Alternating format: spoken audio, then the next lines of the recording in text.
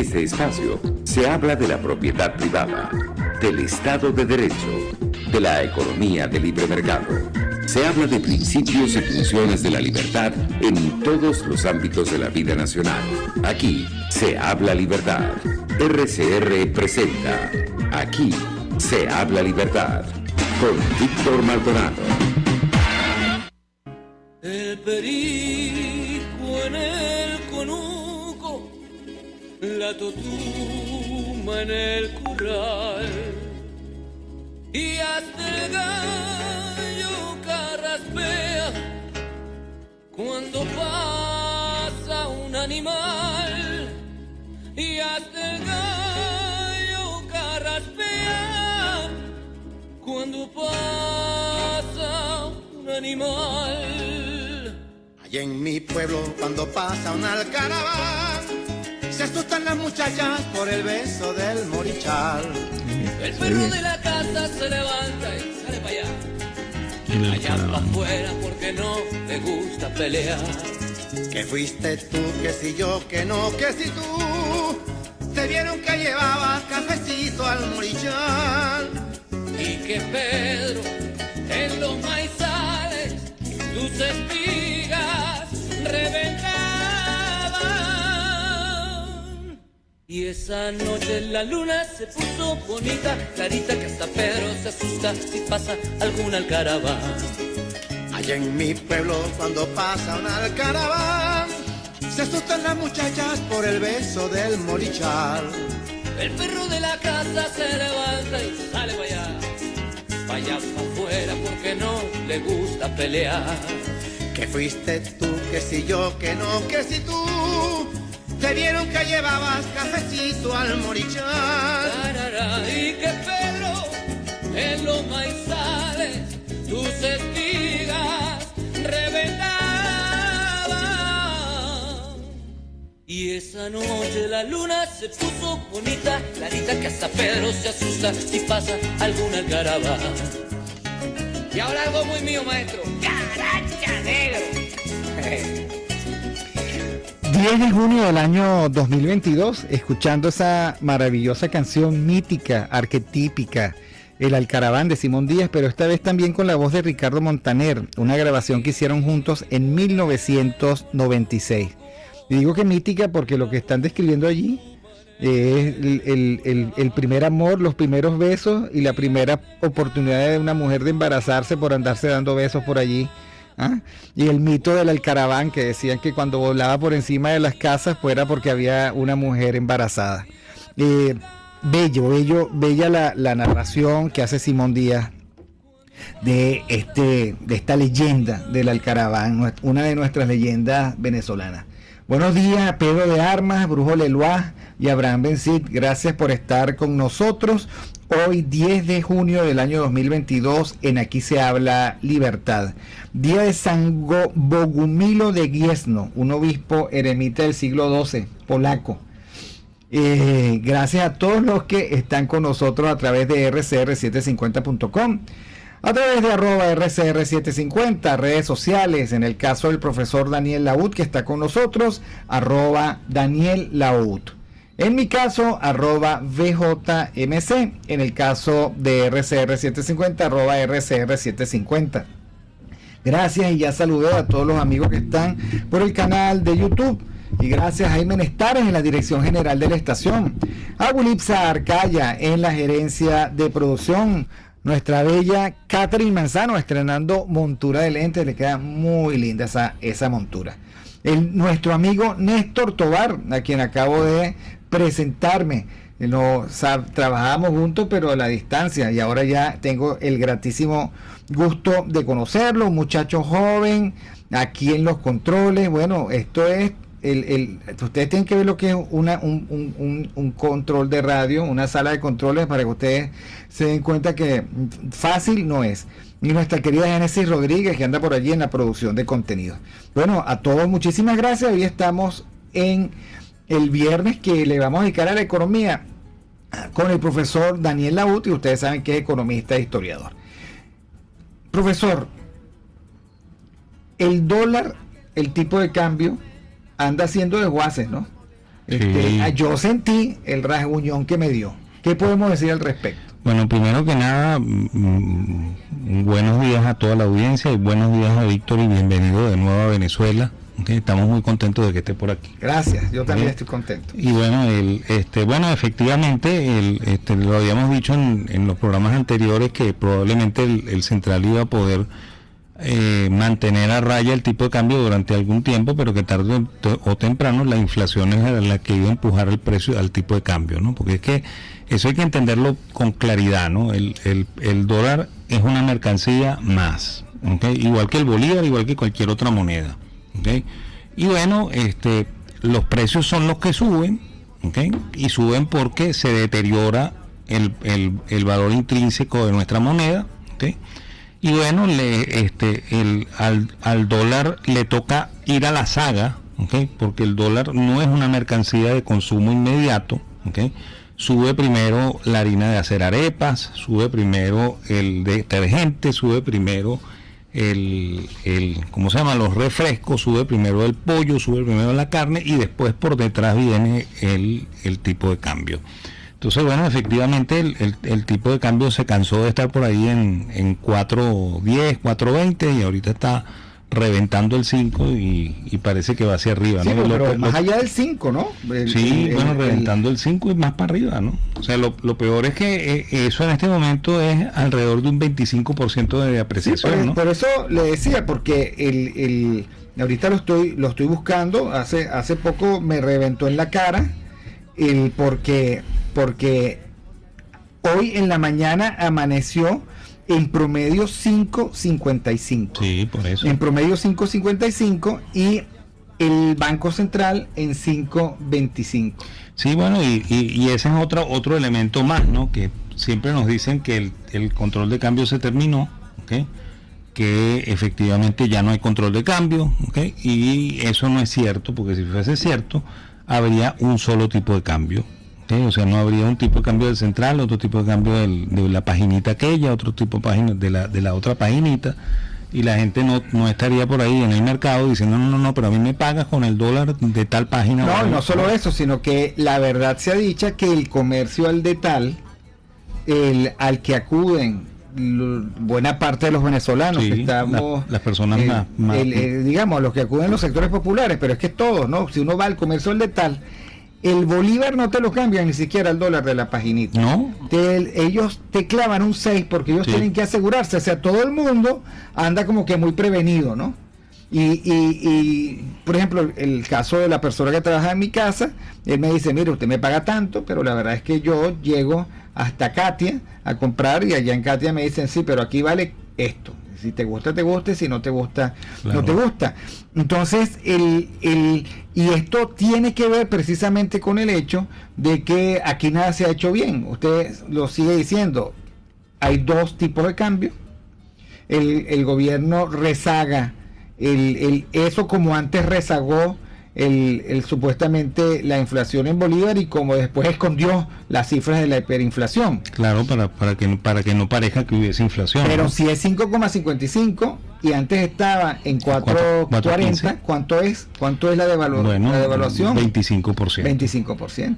O sea, es un montón de dinero. Es un montón de dinero porque eso es de un día para otro. Sí, porque uno lo ve poquito porque los tipos de cambio son bajos, pues porque es 4.15. Porque son céntimos, pero no es lo mismo, multipliquemos. Pero es bastante la depreciación que ha ocurrido. Y bueno, y efectivamente los sectores populares se deben ver muy afectados por eso, ¿no? ¿Okay? O sea, digo, por la misma inflación, ¿no? Y el problema de esto es que se ha pretendido que la única política monetaria es tratar de anclar el tipo de cambio, ¿no? Y en realidad la política monetaria no debe ser esa, la política monetaria debe ser acabar con la inflación, y para acabar con la inflación tienes que acabar con la emisión de dinero, ¿okay? Que es una cosa que el gobierno no ha dejado de hacer, ¿okay? Por eso es que probablemente vamos a tener mucha más inflación. Eso es lo que yo le quería preguntar, o sea, la estructura de la inflación socialista. Entonces la gente dice, bueno, pero es que llegó, qué sé yo, Empresas Polar y ya aumentó la harina pan. No, por allí no son los tiros. No, porque de ¿Cuál es la razón de esta inflación para que la gente la recuerde? Bueno, la razón es muy sencilla. El Banco Central emite más moneda de la que necesita el país porque el gobierno necesita esa moneda. O sea, hace años yo vengo observando que el gobierno perdió la disciplina presupuestaria, porque Claro. es que ya yo no sé si hay presupuesto, yo ya no sé si nos regimos por un presupuesto, es que el sino que presupuesto así no como va aparece. viniendo, vamos viendo. Yo creo que ellos no tienen mentalidad presupuestaria. Yo no sé cómo, es más, profesor, ¿quién es el ministro de Hacienda en este momento en Venezuela? Nadie lo sabe. Ni siquiera sabemos si hay ministro de Hacienda. Claro. O sea, el problema es ese. ¿Quién es en este momento el presidente del Banco Central? Yo no lo recuerdo. Obviamente habrá, pero yo no lo recuerdo, yo no lo tengo claro. Entonces, un país sin Ministerio de Hacienda y sin presidente obvio, conocido y relevante del Banco Central es un país sin presupuesto. Claro. Es un país sin presupuesto genera una especie de maquinaria, y la maquinaria es: deme plata. Es decir, yo aumento el seguro, el bono del seguro social, aumento el regalo, el plan patria, el plan, vaya usted a saber, y de dónde salen esos reales, porque es que uno no ve la estructura de financiamiento del gobierno. Es que no la hay. De hecho, los últimos presupuestos se han discutido en secreto, se mantienen en secreto, y no hay ni reporte de lo ejecutado, ni reporte de lo presupuestado. Entonces uno no sabe a pies juntillas qué es lo que está pasando con el gasto público en Venezuela. Bueno, y tampoco hay control presupuestario, ya que no hay presupuesto, porque antes tenían que ir al Congreso la solicitud de créditos adicionales, o sea, dame más dinero más allá del planificado en el presupuesto porque no me alcanzó. Eso tampoco existe. Y tampoco hay política de endeudamiento. Si hay política de endeudamiento, No hay política. O sea, no están emitiendo bonos de la deuda pública. No se están emitiendo bonos de la deuda pública, Entonces, por lo cual el ¿quién financiamiento, paga esta cosa? por lo cual el financiamiento es puramente de emisión monetaria, así de sencillo. Así dice Abraham Benzit, no sé si es verdad o mentira, o sea, no sé si está echando broma o no. Dice: Patricio Rivera es el ministro. Imagínate tú, yo no lo conozco. Abraham, no tengo ni la más remota idea de quién es Patricio Rivera. ¿Ok? Y bueno, por supuesto, dice Hugo Duarte, el eterno cuento de nunca acabar: emisión inorgánica e inflación versus precios, sueldos, costos y producción. Claro. Porque yo creo que los que estamos pagando vía inflación estos desafueros del régimen somos nosotros, Claro. que no nos alcanza. Claro, y encima pagas un montón de impuestos, porque el ajuste de la unidad tributaria nunca se equipara a la inflación.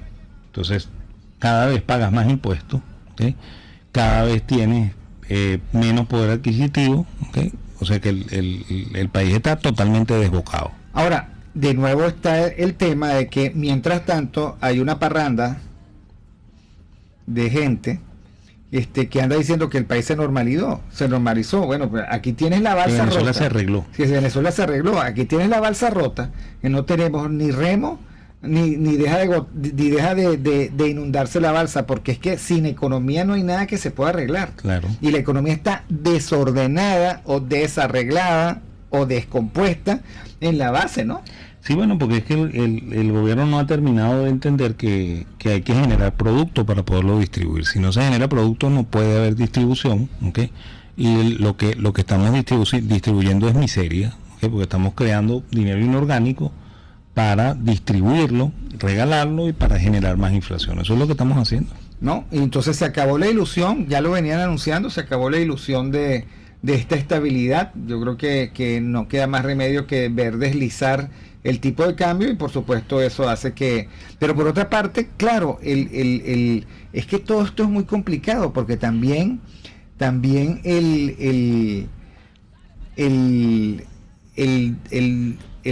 dólar alcanza menos en esta circunstancia, ¿no? Claro, porque por lo mismo que dijimos antes, pues porque el dólar va a la saga del índice de precios, y los precios han subido más que lo que ha subido el dólar. Entonces, cuando yo trato de cambiar un dólar a bolívares, ese dólar no tiene la misma capacidad de compra que el inicio, y eso es lo que alguna gente llama inflación en dólares, que no es inflación en dólares, sino que sencillamente es el producto del rezago en el ajuste de precios, ¿no? Claro. Que hace que este país sea de los más caros del mundo. Sí. Yo llegué de México y les cuento que en México, por más que uno quiera, no puede gastar todo lo que uno gasta aquí. Es más, todo lo que yo trabajé en México, aquí se me disuelve. Se me disuelve entre una cosa y otra. Aquí, por ejemplo, las pruebas del COVID son las más caras del mundo, por poner simplemente un ejemplo. Aquí el ir a un restaurante, por supuesto, eso es imposible. Comprar algo en el supermercado, las medicinas baratísimas allá, y además hay cadenas de farmacias especializadas en darte descuentos, lunes de descuento, martes de descuento. Aquí, y allá el tipo de cambio entre 18 y 20. Sí, bueno, y no se mueve casi. No se mueve. Entre otras porque a pesar de que nosotros nos quejamos siempre de Manuel Antonio, Andrés Manuel López Obrador, el tipo no ha cometido ninguna locura como que han cometido en Venezuela. Y además allá, eso es otra cosa. Eso venía yo pensando, profesor, que estando aquí nosotros tenemos una versión muy disociada del mundo. Y desde aquí, por eso, hacer cualquier crítica política a otros sin sumergirnos en el otro país es muy complicado. Sí. Porque creemos que les está pasando lo mismo que a nosotros, y no es verdad. Allá funcionan las instituciones, allá hay un parlamento que como todos los buenos parlamentos es muy reclamón, digámoslo así, es muy demandante. Allá las gobernaciones tienen muchísimo poder, el poder está muchísimo más distribuido. Es cierto que allá hay una estructura, una superestructura narco muy complicada, pero por supuesto aquí la estamos haciendo con muchísima paciencia, pero ya pronto vendrá. Allá la fiscalía, el poder judicial, son muy autónomas. Allá, por ejemplo, el poder electoral es súper autónomo, y Andrés Manuel llega y pelea todos los días con ellos, y ellos hacen lo que efectivamente hacen. Allá, o sea, allá funciona una democracia. Yo no estoy diciendo que sea perfecta, ni mucho menos, pero verla desde aquí, decir que Andrés Manuel es lo mismo, es mentira. La verdad es mentira. Sí, bueno, porque está mucho más descentralizado. Y allá las Fuerzas Armadas son muy autónomas y son, digamos, muy institucionales, y el presidente, digamos, respeta sus Fuerzas Armadas,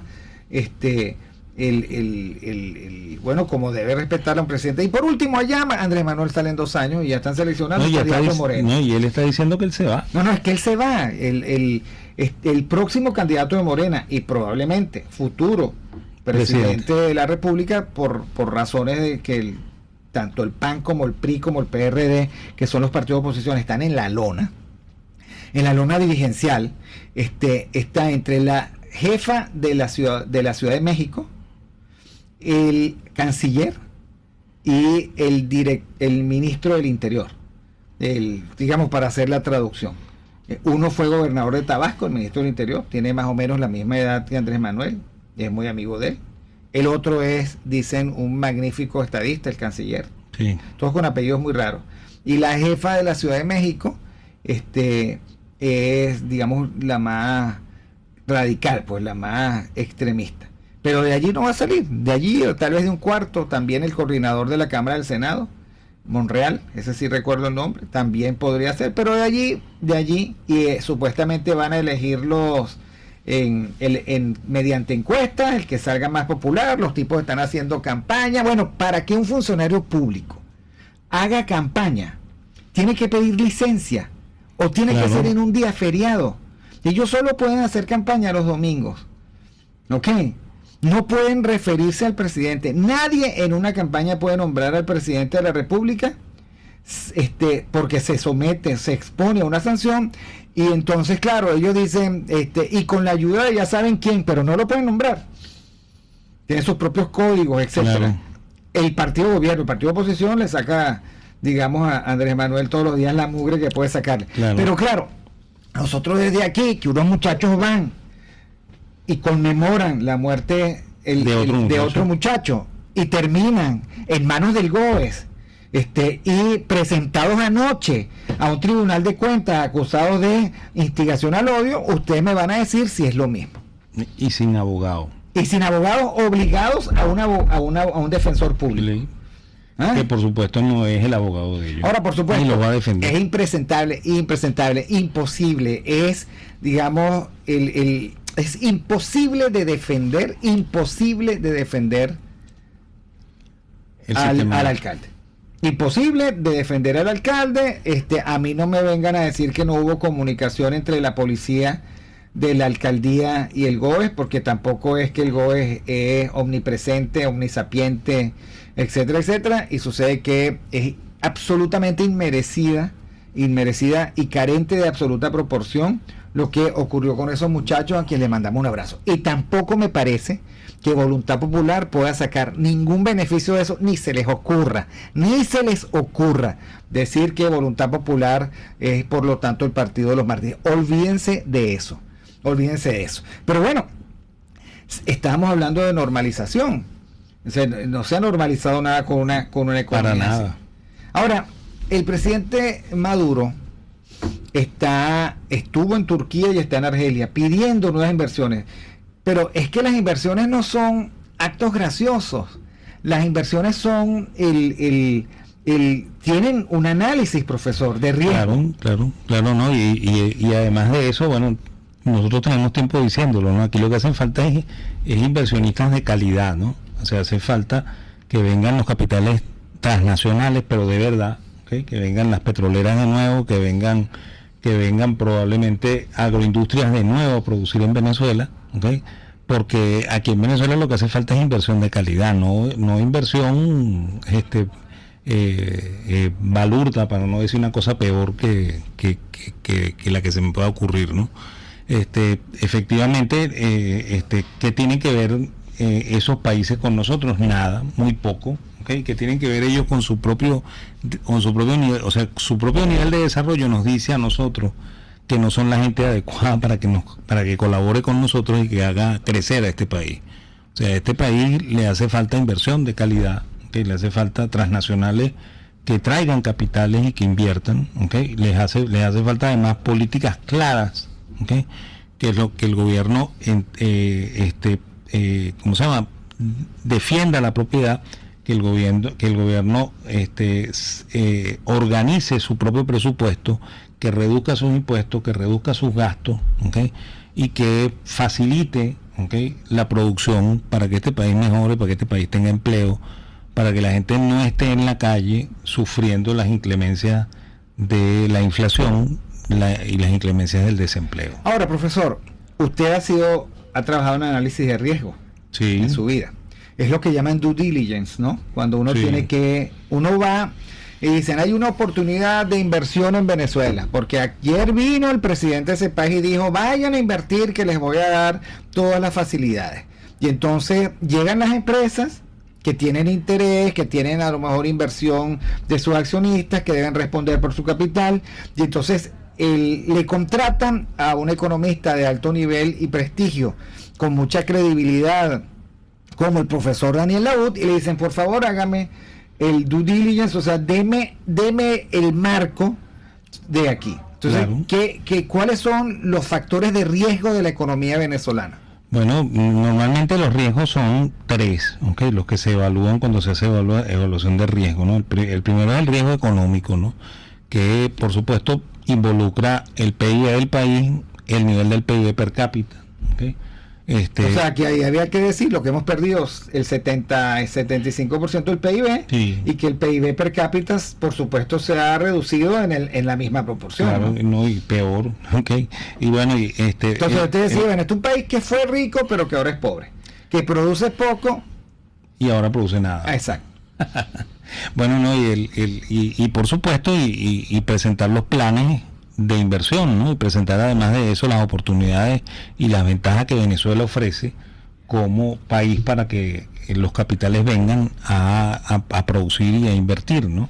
Y eso no se logra, por ejemplo, colocando el 5% de CanTV o el 5% del Banco de Venezuela, sino abriendo el capital y diciendo, mire, yo me salgo de este negocio y entrego este negocio a el mejor inversionista que lo venga a manejar, ¿okay? ¿Para qué? Para que efectivamente entre capital extranjero a Venezuela y para que efectivamente este país mejore, ¿okay? El segundo elemento es el riesgo financiero, ¿no? Y el riesgo financiero se involucra mucho el estatus de la deuda externa venezolana. Y la deuda externa está en default desde el año 2017, ¿okay? Entonces, muy mal, ¿cómo se llama? Muy mala señal para quien quiere invertir en Venezuela sí, nosotros le decimos, no, bueno, nosotros no pagamos nuestra deuda externa desde el año 2017. Ahora, profesor, ¿qué ha pasado con esa deuda externa? Porque está en default, o sea, llega cualquiera y dice, ¿saben qué? No pago más, chao. ¿Qué pasó allí? ¿Qué ha pasado?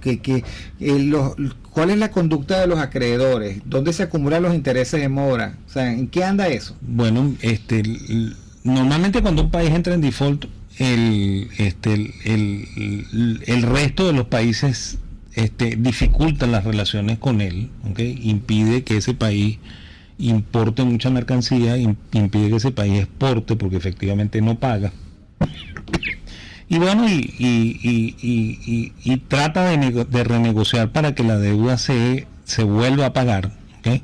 Y obviamente ahí hay que pagar intereses caídos, ¿no? O sea, pues si tú no estás pagando intereses desde hace 5 años, ¿okay? Entonces obviamente esos intereses pasan a formar parte del capital, te gusten o no te gusten, ¿no? Entonces tienes que renegociar la deuda, tienes que renegociar todos los papeles, ¿okay? Por supuesto las condiciones de tasas de interés no van a ser las mismas, ¿okay? O sea, si antes te había prestado al 7 y tú me incumpliste, en este momento no te voy a poder prestar al 7, lo siento en el alma, te prestaré al 15 o te prestaré al 14, pero no al 7, ¿no? Entonces ese es el otro elemento, ¿no? Y el elemento fundamental que durante mucho tiempo en Venezuela fue bastante bajo ese nivel de riesgo y que hoy en día no lo es, ¿okay? Es el riesgo político, ¿no? Y el riesgo político involucra muchas cosas, ¿no? Involucra la estructura del Estado, ¿okay? Involucra el cómo el Estado defiende los derechos de propiedad, cómo defiende el Estado la inversión, ¿okay? Y bueno, nosotros sabemos muy bien que este gobierno y el anterior no han respetado muy bien la propiedad privada, ¿okay? De hecho, lo comentamos mucho, ¿no? Cuando le devolvieron el Sambil a la familia Cohen, ¿okay? Nosotros dijimos que había muchas empresas a las cuales que fueron expropiadas y que deberían de renegociar con sus dueños, ¿okay? O el pago, ¿okay? Porque definitivamente los dueños ya no quieren saber nada de ese negocio, ¿okay? O el reintegro de ese negocio a sus legítimos dueños, ¿no? O sea, aquí no solamente se expropió al señor Cohen, aquí se expropió un montón de gente, ¿no? Y todos lo vimos por los programas de televisión al presidente Chávez en su momento gritando el expropiese, como si eso se hace así de la nada y no se paga, ¿ok? Y bueno, efectivamente esos son los 4 elementos, ¿no? O sea, los 3 elementos, perdón, porque hay que incluir también lo de los proyectos, ¿no? De que cuáles son las ventajas que ofrece Venezuela, cuáles son los puntales de ventaja que tiene Venezuela para que quien quiere invertir venga a hacerlo, ¿no? ¿Okay? Y ese es, ¿cómo se llama? Y sabemos muy bien que debido a los problemas ideológicos que han tenido este gobierno y el gobierno anterior, el gobierno del comandante Chávez, ¿okay? El país no es el mejor sitio para invertir, ¿okay? Yo lo siento mucho en el alma porque yo estoy aquí en Venezuela y adoro a Venezuela, ¿okay? Pero no es el mejor gobierno para ofrecer ventajas para la inversión. Y por eso es que probablemente esos serán aullidos a la luna. O sea, muy probablemente no pasará nada, entonces muy probablemente no vendrán. Probablemente lo que harán es venir a tomar algunas empresas del Estado que están arruinadas a ver si le sacan algo. Sí. Pero muy pocos se convierten en enclaves, ¿no? O como en su momento cuando vino el presidente de Siria a Venezuela y Chávez dijo que uno de los proyectos era sembrar matas de olivo y hacer aceite de oliva en Venezuela, cuando efectivamente las matas de olivo son de clima templado y no son de clima tropical, pues. Así es. Entonces, bueno, exacto. Y el socialismo no ha demostrado en ningún caso imponerse a la naturaleza. Mira, estoy muy contento además porque está aquí nuestro amigo José Gregorio González. Pero ve, yo me puse más viejo y tú te pusiste más joven. Hasta buen mozo está, y sucede que yo estoy todo como si hubiese atropellado un tren. Bueno, gracias José Gregorio por estar, estoy muy contento de verte, pero muy contento. Y vamos al corte y ya regresamos. El zar de lo con... Esa noche la luna se puso bonita, clarita que hasta Pedro se asusta si pasa alguna algaraba. Y ahora algo muy mío, maestro. ¡Caracha! negro.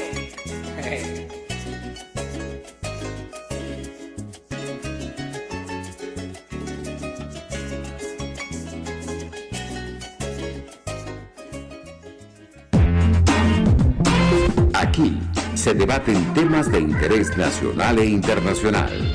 Aquí se habla libertad con Víctor Maldonado. Solo por RCR.tv, la radio que se ve. Sintonícenos a través de Periscope, @RCR750, la radio que se ve. Y ahora quiero hablarte de Comercializadora Prada. Y ya solo nombrarlo se me hace agua la boca, porque Comercializadora Prada son los más frescos quesos y embutidos que te llevan a tu casa. Todos los quesos, todos los embutidos. Y como cuentan con proveedores exclusivos, te resulta mucho más económico.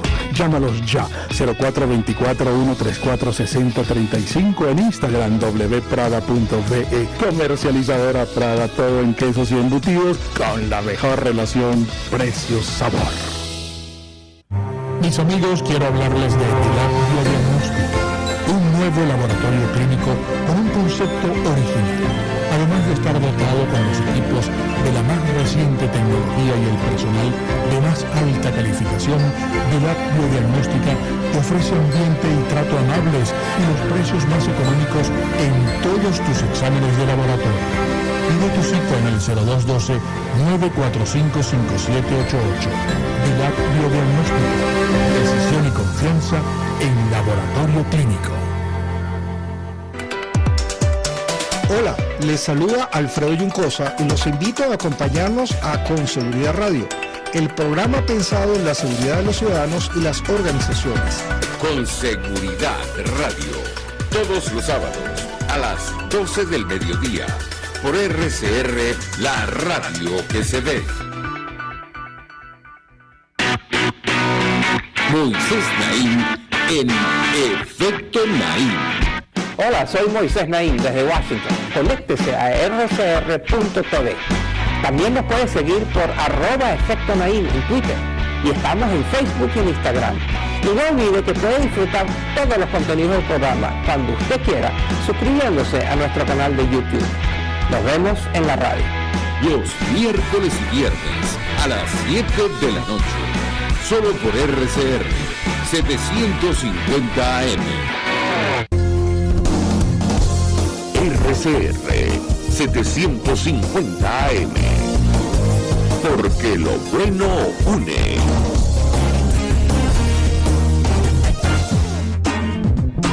Ideas para alcanzar un país con libertad económica, democracia política y seguridad jurídica. Aquí se habla libertad con Víctor Maldonado. Solo por RCR.tv, la radio que se ve.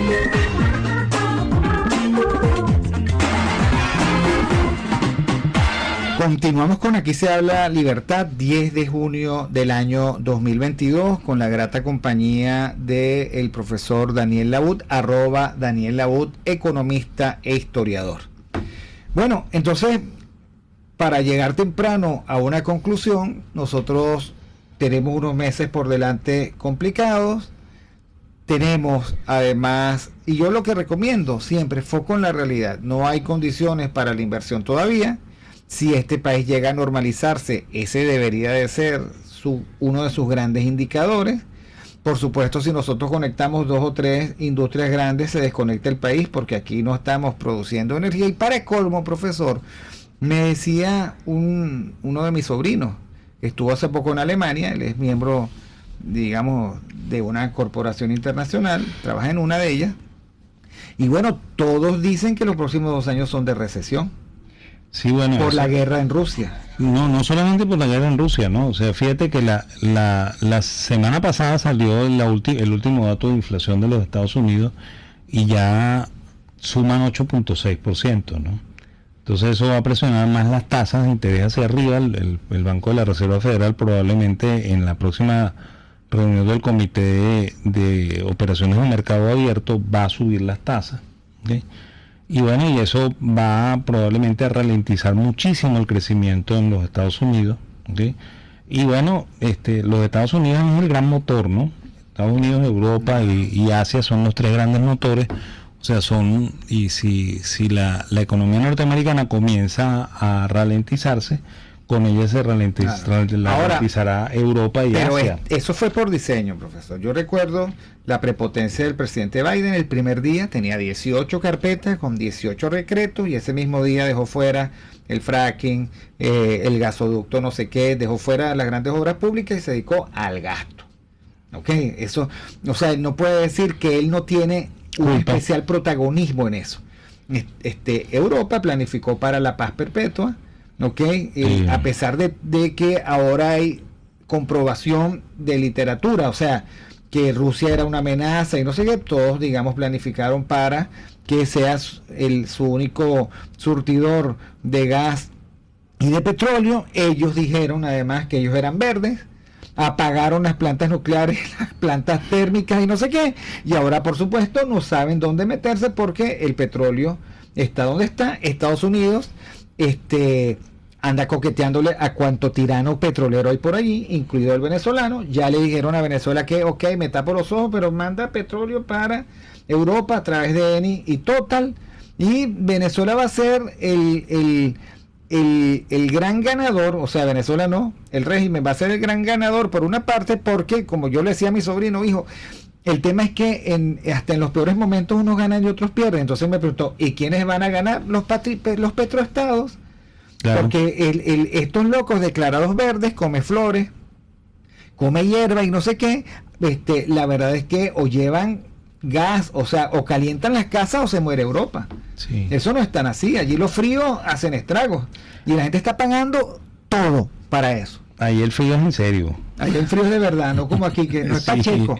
No es pacheco. Sí, ahí el frío es en serio, en serio, en serio. Pero bueno, pero sin embargo hay una cosa, ¿no? Que si los Estados Unidos entran en recesión, ¿okay? Y si se conectan el resto de las economías con los Estados Unidos y entran en recesión, el precio del petróleo va a bajar. También va a bajar. Entonces, no necesariamente vamos a ser los triunfadores del proceso, probablemente sí por producción, pero no por precio. No, exacto. Van a demandar petróleo, porque es que se les abrió un boquete, ¿no?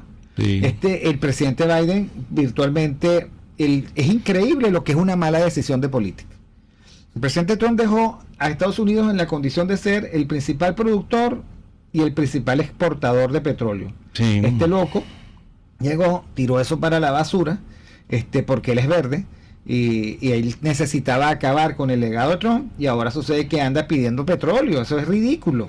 Claro. Eso es ridículo.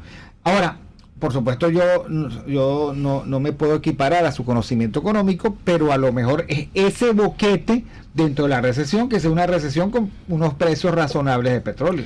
Bueno, pero acuérdate que en el 2008 los precios del petróleo también subieron, ¿no? O sea, en medio de la recesión del 2008 los precios inicialmente subieron y después bajaron. Después, ¿no? Se destrozaron. Entonces, bueno, eso es lo que probablemente va a pasar en esta recesión, pues. Ahora, eso significaría una ventanilla de oportunidad muy corta para Venezuela, sí, que por supuesto va a ser desaprovechada, porque se la van a rumbear. Sí, bueno, es posible que se la desaprovechen por eso, pues porque efectivamente nuestros gobiernos tienen la mala fortuna de que tienen corta memoria, ¿no? O sea, porque lo han hecho varias veces y nunca se acuerdan de que lo hicieron, ¿no? Entonces probablemente se pierda la oportunidad, pues. O sea, empiezan a hacer proyectos ¿cómo se llama? Faraónicos, y al final nos quedemos con el proyecto armado pero sin construcción. Entonces el país no va a mejorar por eso, pues. La gente cree, e inclusive los verdes, que son los comunistas disfrazados, según el brujo Leloir, la gente cree que el problema son los carros. Yo por supuesto entiendo que ahí hay un gran consumo petrolero, pero ellos dicen que para el 2040 van a sustituir todos los carros de gasolina por carros eléctricos. No se han paseado por el tercer mundo, no, donde los carros pueden tener 20 años y andan por allí porque no hay forma de reponerlos activos. El carrito mío. Exacto, o cualquiera de los míos que están a veces activos y otras veces están inactivos. No es tan así. No es tan así. Probablemente el primer mundo se mueva con electricidad, pero la electricidad tampoco viene de la nada, ¿no? No, y además que esos carros eléctricos usan baterías que son altamente contaminantes también, ¿no? Eso nadie lo dice. Entonces eso no se dice, ¿no? Y además son baterías que son muy costosas, ¿no?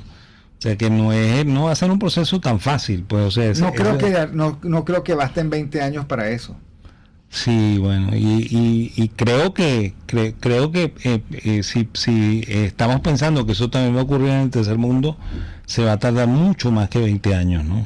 ¿Okay? Primero, por ejemplo, tenemos que mejorar el ingreso de un montón de venezolanos para que ese montón de venezolanos pueda cambiar sus carros. Y mejorar las condiciones de la economía, porque uno puede mejorar el ingreso y aquí tampoco hay carros, ¿no? Es lo que quiero decir. Bueno, cuando yo me refiero a mejorar ingresos, no me refiero a que les regalen, sino que a que se produzca, ¿no? No, claro. Ahora, profesor, mire, Jesús Fernández, ¿creen ustedes que Maduro, consciente de que su supervivencia depende de reformas en la economía, siga el ajuste ortodoxo que ya empezó? Y aquí es una pregunta como con dos ribetes. En primer lugar, si esto es un ajuste ortodoxo. Algunos quieren decir que esto es un ajuste ortodoxo, pero comenzamos el programa, querido Jesús, diciendo que aquí no hay ni siquiera ministro de Hacienda. ¿Quién administra el ajuste ortodoxo? O a lo mejor es cosas que han ocurrido por la fuerza, ¿no? Yo me voy a aprovechar de mi edad, ¿okay? Probablemente Jesús no tiene la edad que tengo yo.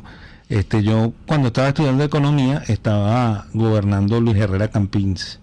Y todo el mundo decía que el gabinete de Luis Herrera Campins era un gabinete de los Chicago Boys, ¿okay? Porque sencillamente durante un periodo muy corto, cerca de 6 o 7 meses, ellos liberaron algunos precios. Entonces se corrió la bola de que se estaba aplicando políticas neoliberales en Venezuela, ¿okay?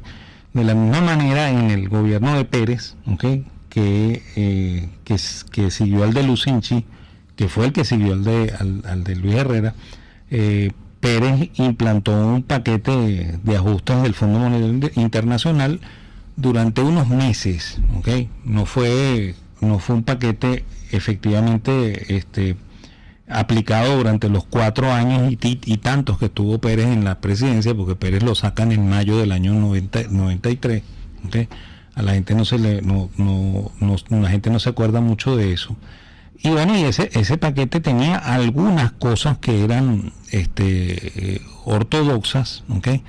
Pero en realidad era un paquete heterodoxo, ¿no? Porque los paquetes del Fondo Monetario Internacional son heterodoxos, ¿no? Y heterodoxo significa que algunas cosas son sacadas del mundo clásico y del liberalismo, y otras cosas son sacadas del keynesianismo, ¿no? Y esa es la razón por la cual a la gente en esos paquetes del fondo le suben los impuestos. También en la gente en esos paquetes del fondo normalmente incrementan su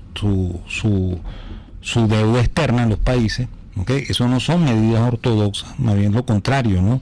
Medida ortodoxa es pagar la deuda externa, medida ortodoxa es bajar los impuestos y bajar el gasto. Pero hacer realista la economía, ¿no?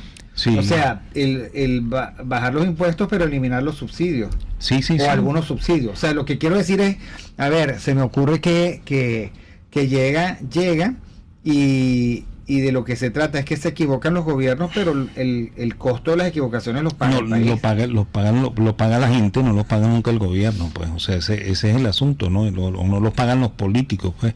Porque de hecho, fíjate, nuestros presidentes se han equivocado persistentemente, y el único castigo que ha encontrado este pueblo es votar por el partido de oposición, ¿okay? Porque no hay castigo posible, pues, ¿okay? Al final todos pagamos las consecuencias, todos estamos pagando ese monstruo de deuda externa que se ha acumulado desde el gobierno, desde los gobiernos de Pérez Jiménez para acá, ¿okay? Pues ni siquiera voy a decir el gobierno de Pérez, porque se han acumulado desde el gobierno de Pérez Jiménez para acá. Entonces todos estamos pagando esa deuda externa, ¿no? Todos estamos pagando también el costo de un Estado ineficiente y demasiado grande, ¿okay? Lo pagamos bien sea porque algunos pagan impuestos, ¿okay? Y bien sea porque todos sufrimos inflación, ¿okay? Entonces, irremediablemente, el ajuste tiene que ir por ahí, ¿no? O sea, tiene que ir porque el país se enserie y diga, mira, bueno, yo no voy a crecer más el Estado, no va a haber un ministerio más bien van a haber muchos ministerios menos, ¿okay? No va a haber un empleado público más, sino que más bien van a haber muchos empleados públicos menos. No va a haber una empresa de gobierno más, sino muchas menos empresas de gobierno y más empresas privadas, ¿okay? Y bueno, y privatizarlo todo, ¿no? Privatizar hasta PDVSA, ¿no? Eso sí sería ortodoxo, ¿okay? Y ahí sí yo aplaudiría y acompañaría tu frase de que este país está haciendo algún ajuste ortodoxo, ¿no? Sí, porque es que yo al tema, Jesús, estamos conversando con Jesús Fernández en nuestro chat, es que yo a esto no le veo ni intención ni ganancia. Yo más bien creo que esto dejó la economía por su camino a ver qué hacía, y bueno, la economía decidió, o nosotros decidimos, mira, el boliviano no sirve, vamos al dólar. El internet no sirve, hay que pagarlo. ¿A cómo se paga? Al precio de mercado. Si quieres comer huevos, pues tienes que pagar el precio de los huevos, no el precio regulado. O sea, al lado de una economía ficticia y fantasmagórica, pues una economía esmirriada, pero verdadera. Ahora, si queda algo absolutamente claro, la deuda sigue, estamos en default, la burocracia está allí. O sea, yo no veo que haya ninguna intención de reestructuración, sí, ningún cambio serio. Y por supuesto el indicador de estar en la Comunidad de Naciones, que es pagar la deuda, o por lo menos preocuparse por ella, saber en qué anda, tampoco. Estos se hicieron los locos y somos un país forajido en ese sentido, nada que ver. Sí, bueno, y estamos muy lejos de un ajuste ortodoxo, pues, o sea, lo que hizo el gobierno fue una cosa muy sencilla, pues, o sea, en este país había una escasez monstruosa de todo, ¿okay? Y como el gobierno no tenía otra manera de resolverlo, porque ni siquiera tenía recursos para importar él mismo las mercancías, entonces abrió el mercado, bajó los aranceles y le permitió a quien quisiera traer los productos que quisiera y venderlos en Venezuela. Entonces esa supuesta mejoría que hemos vivido en estos meses es producto de esa política. Yo ahí sí no la voy a negar, ¿no? Pero eso no es una mejoría real. No, es una política y yo me aparto. Lo que pasa es que ya volvieron a restaurar los aranceles, ¿no? O están en ese proceso. Están en el proceso. Entonces vamos de nuevo a escasez, ¿no? Claro, y otra vez van a haber problemas de suministro, ¿okay? Porque sencillamente nuestras plantas no son capaces de suministrar lo que nosotros demandamos. Y ahí hay una inmensa irresponsabilidad terrible, casi criminal, del sector empresarial venezolano, que pide aranceles cuando ellos saben que no pueden de ninguna manera suplir el mercado venezolano. No, además que tienes que tomar en cuenta una cosa, que para producir en Venezuela tú tienes que importar. No, además volvemos al perro que se muerde la cola, volvemos a los criterios de evaluación de riesgo. O sea, sin economía, sin una estructura financiera, sin banca, sin servicios públicos, sin seguridad jurídica y ciudadana, entonces, ¿a qué se van a voltear los empresarios que pidieron aranceles? ¿Ahora qué me vas a dar? Entonces, son los mismos chupateta rentística de siempre que, utilizando la frase de Rodríguez Fabre, bueno, han vuelto esto un país pequeño con una empresarialidad mínima de unos vividores que no han hecho otra cosa que vivir siempre del Estado y de un país que ha tenido que pagar los costos de eso. Y lo digo con total propiedad porque cuando uno se asoma al mundo se dice, oye, pero es que estos tienen muchos problemas, sociedades desérticas incluso, pero tienen una empresarialidad muchísimo más pujante. Entonces ese es el problema. Además, nosotros vamos a ir cometiendo los mismos errores y además dejando que los mismos actores sigan con el mismo discurso que siempre ha perturbado la economía y la estabilidad política del país. Y además que es una empresarialidad que está dirigida a producir, porque sabe que produciendo es que se genera riqueza y no dedicada a hacer negocios con el gobierno. O sea, nuestros empresarios tienen la mala suerte de que, o nosotros tenemos la mala suerte de que nuestros empresarios consideran que la única actividad rentable es venderle cosas al gobierno, ¿no? Y eso está profundamente reñido con lo que debería ser un gobierno serio, ¿no? Porque los gobiernos no están ahí para financiar el desarrollo de nadie, ¿okay? Los gobiernos están ahí para asegurar que nuestros derechos se cumplan y permitir que la producción se ejecute de la manera más productiva posible, pues. Es así, pero para eso también hay que cambiar la conciencia. O sea, nosotros tenemos un problema. Nosotros tenemos una dependencia del Estado porque todos creemos que la forma de construcción de prosperidad es acercarnos al Estado, a través del Estado. Y hay otras formas, por ejemplo, la empresarialidad, la capacidad productiva, el luchar porque haya un sistema de mercado. Nosotros nos salvamos de la hambruna definitiva porque el gobierno se puso de lado y el mercado mostró de que era capaz. Y nosotros demostramos de que éramos capaces, también como consumidores. Claro. Ok, el perfecto no fue porque finalmente el otro coordinador social no existe, que es el Estado. O sea, utilizando las categorías del Lindblom de que hay dos grandes coordinadores sociales, que es el Estado y el mercado. Bueno, el mercado tiene un alcance, afortunadamente, pero el Estado tiene otro, y entonces el Estado debería ser garante de la seguridad jurídica, no lo tenemos, de la seguridad ciudadana, no lo tenemos, de alguna norma o regla, porque el Estado sigue interviniendo fuertemente en la banca, ¿no? La banca finalmente no puede hacer nada. No puede dar crédito. Entonces, bueno, el Estado está allí, metió su mano, pelúa, y la banca está que no sirve para nada. La banca se especializó ya en el resguardo de los dólares, que como letra chiquita te dice recibo dólares y pago bolívares. O sea, eso es lo que hace, pero nosotros no tenemos crédito. Yo no tengo crédito venezolano. No tengo tarjeta de crédito venezolana. Llegué a tener 6. Y los comerciantes no tienen tampoco. Y los comerciantes no tienen. O sea, aquí todo es sin crédito. O sea, aquí todo es con la platica de uno. Pues, del ¿no? contado. Del contado. Es que el problema es que uno no tiene cómo pagar nada a crédito. Mire, profesor, se lo dije el viernes pasado, creo. La competencia financiera en México es brutal, pero a favor del consumidor. Claro, y así es como tiene que ser la competencia. A favor del consumidor, porque entonces te dejo que compres esto y no te cobro interés en los próximos 12 meses, usa la tarjeta, o sea, aquí no.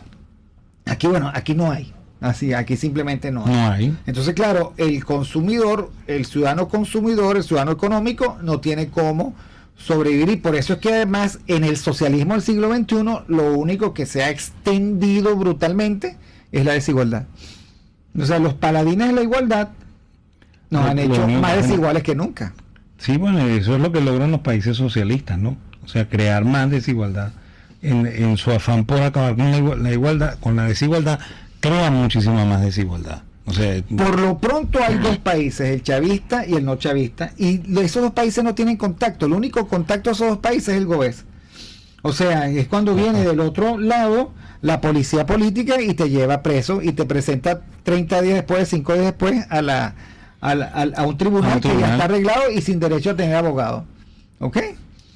Pero del otro lado tampoco sabemos que ellos tienen privilegios, sabemos que hay un mundo de privilegios al cual uno no tiene de ninguna manera acceso. Claro. Creemos que el país se arregló porque aquí viene el Festival Mundial de la Salsa, no me vengan a fregar. O sea, en serio, porque vino Emanuel con 200 años encima. Otoña, ¿cómo es? Olga Tañón. ¿En serio? ¿Por eso ustedes creen que se arregló esto? Yo no creo, porque es que no hay forma que una familia venezolana de clase media pueda siquiera pensar en ir a un espectáculo de eso. Entonces hay un mundo de venezolanos que pueden. Ese mundo de venezolanos, el mundo del chavismo. Claro. No queda otra cosa. O de quienes están muy cerca del chavismo. Bueno, que es lo mismo, pues, ¿no? Sí. Que metieron sus piecitos, pero no se han terminado de bañar, pero el traje de baño lo tienen. El traje de baño lo tienen listo para irse a bañar allí y meterse completo, con buzo y todo. Entonces, bueno, esa es una circunstancia, pero terminemos por el principio, ¿no? Terminemos por el principio. Estamos viviendo una nueva oleada de incremento de los precios de los productos y de devaluación de una moneda que no existe, pero cuando se devalúa pega. Sí, bueno, y lamentablemente el país no tiene una política cierta para resolver los grandes problemas que de verdad tiene, que son el desorden fiscal y el desorden monetario, que desde tiempo en Venezuela han sido los reyes del mercado. Bueno, y mientras, de verdad, casi que mientras eso no ocurra, no vamos a tener salvación, porque es que, claro, los adalides de la normalización, ¿será que nos ven en alta mar con un salvavidas? Y creen que por eso ya no hay tanta bola, pues el mar está tranquilo, pero seguimos en el mar con el mismo salvavidas y con las mismas escasísimas probabilidades de sobrevivir a este naufragio. Y sin barco. Por eso, un salvavidas en medio de alta mar. Bueno, hay peores. El peor año, bueno, mucha turbulencia en las aguas, pero seguimos con el mismo salvavidas en el mismo mar terrible y además rodeado de tiburones. Entonces hoy estuvimos dándole un repaso a la realidad tal y como es, la realidad económica. ¿Perspectiva, profesor? ¿Esto va a seguir? Bueno, yo tengo la impresión de que sí, ¿no? O sea, lo que he comentado antes, pues yo creo que la recesión internacional nos va a pegar tarde o temprano, ¿okay? Yo creo que los precios del petróleo van a permanecer altos durante un tiempo, incluso con buena parte de los países entrando en recesión. Sin embargo, hacia el final van a volver a ceder los precios del petróleo, y bueno, y si nosotros estamos produciendo más, eso puede ser una ventaja en el sentido de que eso hace crecer un poco la economía, produce algo de ingreso para que los venezolanos podamos subsistir. Pero hay que tener en cuenta también que nuestros gobiernos siempre han sido malbaratadores, ¿okay? Que nuestros gobiernos siempre inventan cuentos extraños para invertir lo que no tienen, ¿okay? Y bueno, y después al final nosotros pagamos las consecuencias de esos errores que cometen los gobiernos, pues. Bueno, es una última anécdota, ¿no? Yo trabajaba con un amigo que es panameño, en Panamá rige el dólar, entonces me llama, me dice, oye, pero es que mi esposa me llamó, y sucede que se impresionó porque fue a hacer mercado, y sucede que él pagó muchísimo, ¿sí? Como cuánto pagó, y me daba risa lo que me decía respecto de lo que uno lamentablemente tiene que pagar en Venezuela, ¿no? Y entonces me dice, subió como un 12% el precio del mercado, y yo le dije, bueno, es la inflación en dólares. En Estados Unidos hay una inflación de 8%, en claro. Todos los lugares va a rendirte menos, ¿ok? Y eso también es nuestra tragedia, ¿no? O sea, nosotros venimos con varias inercias que nos están afectando, y que lamentablemente es como usted llama, la recesión, la inflación mundial. Probablemente vamos a tener la ilusión de algo más de ingresos por precio petrolero, por ejemplo, pero bueno, aquí eso lo baten, sí, como mano de mago, como carta en mano de mago, ¿no? Desaparecen inmediatamente. Sí, y se vuelven sal y agua. Así es. Bueno, no ha mejorado nada el enfermo. Gracias a Ibelia Leones, a Hugo Duarte, a María Macei, a Abraham Bencit, a Pancho Machete, no sé quién es es nuevo, Jesús Fernández, Nice Solo Hims, el Brujo Leloa, y bueno, y a todos los que estuvieron con nosotros hoy acompañándonos y discutiendo este tema. Gracias a Jaime Nestares en la dirección general de la estación, a Willy Psarcaya en la gerencia de producción, nuestra Catherine Manzano, la magia de la producción, José Gregorio González, el zar de los controles, que vino para acá, de nuevo, estoy contento, y Génesis Rodríguez en producción de contenido. Bueno, nos vemos la próxima semana. En el conuco, la totuma en el corral, y hasta el gallo carraspea cuando pasa un animal, y hasta el gallo carraspea cuando pasa un animal. Allá en mi pueblo cuando pasa un alcaraván, se asustan las muchachas por el beso del morichal. El perro de la casa se levanta y sale para allá para afuera porque no le gusta pelear. RCR presentó Aquí se habla libertad con Víctor Maldonado, solo por rcr.tv, en Twitter y Periscope, @RCR750, la radio que se ve.